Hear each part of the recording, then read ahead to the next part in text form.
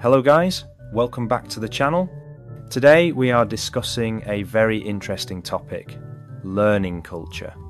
Is it necessary to travel to learn about other people, or can we learn just as much from books, films and the internet? In this video I will walk you through a Band 8+ essay showing you how to argue that travel is irreplaceable. Let's dive in. First, let's analyse the prompt. The statement says, "It is not necessary to travel. We can learn just as much from books, films, internet." View A supports books and internet. They are convenient, cheap, and great for factual knowledge. View B, travel, supports going there in person. This offers sensory immersion and real human interaction. The question asks, do you agree or disagree? My stance, I strongly disagree. While media is useful, it cannot replace the depth of real travel. Here is our essay plan using the 2552 structure. Introduction. Paraphrase the topic and state that I strongly disagree. Body paragraph 1 concession. I will admit that media sources are good for gaining knowledge, facts, history, and are affordable. Body paragraph 2 my view. I will argue that travel is superior because of the experience, the smells, the sounds, and the connection with locals. Conclusion. Reaffirm that travel provides a deeper understanding. Let's write the introduction. First, paraphrase. Instead of not necessary to travel, let's say it is no longer essential. And instead of books and internet, let's call them secondary sources or media. It is often argued that travelling is no longer essential for cultural learning, as secondary sources can provide an equivalent level of understanding. Now, the thesis statement, my opinion. While I acknowledge the educational value of these media, I strongly disagree with the notion that they can replace the depth of first-hand experience.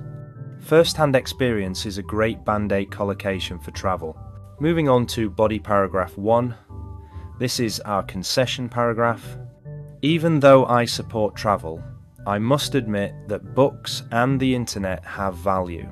I have two main points here. Point 1. Depth of knowledge. Books can teach us history and religion better than a quick trip.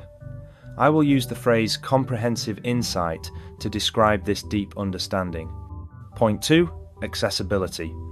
Not everyone has money to travel. The internet fixes this. A great Band-Aid phrase here is democratized access, meaning it makes culture available to everyone. Now, let's write the full paragraph. It's a bit long because we are developing the ideas fully.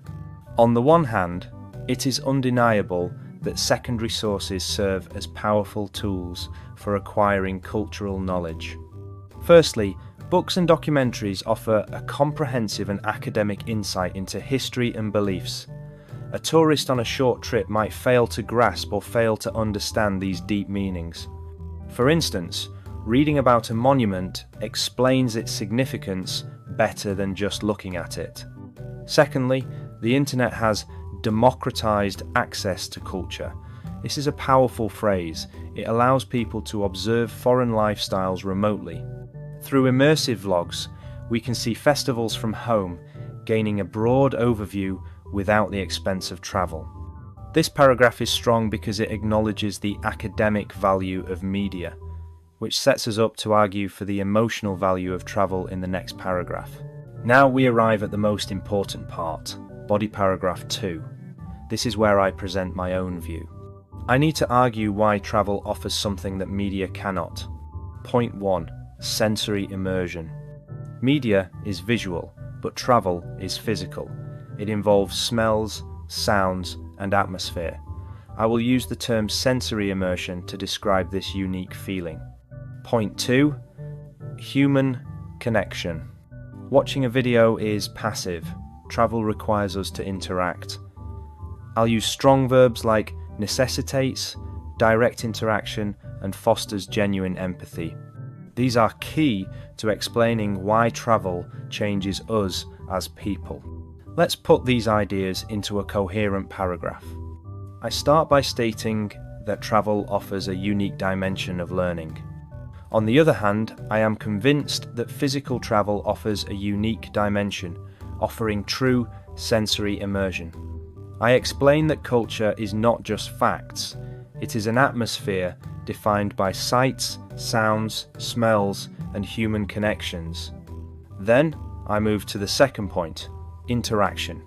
Furthermore, travelling necessitates direct interaction with locals, which fosters genuine empathy and breaks down stereotypes. Finally, I conclude that this deep understanding is unattainable, meaning impossible to get through the passive observation of a screen. Finally, we reach the conclusion. We need to summarise the debate and restate our opinion one last time. Start with the concession. In conclusion, while books and the internet are invaluable for gaining factual knowledge about other societies, note the word invaluable. It means extremely useful, and factual knowledge is exactly what books provide. They cannot offer the same level of insight as visiting a place in person. Now, the final strong opinion. I firmly believe that the sensory and emotional experience of travel remains the superior method for truly understanding and appreciating a different culture. Using superior method is a very confident way to end the essay. And that is our full Band 8 essay. It's balanced, deeply argued, and uses precise vocabulary. Here is a quick recap of the gold vocabulary we learned today. First-hand experience, the experience you get by doing something yourself. Comprehensive insight, a deep and complete understanding. Democratized access, making something available to everyone. Sensory immersion, feeling the atmosphere with all your senses. Fosters genuine empathy, creates real understanding and kindness. Superior method, the best way to do something. I hope you found this walkthrough helpful. If you did, please hit the like button and subscribe to the channel for more IELTS writing masterclasses. Thanks for watching and keep writing.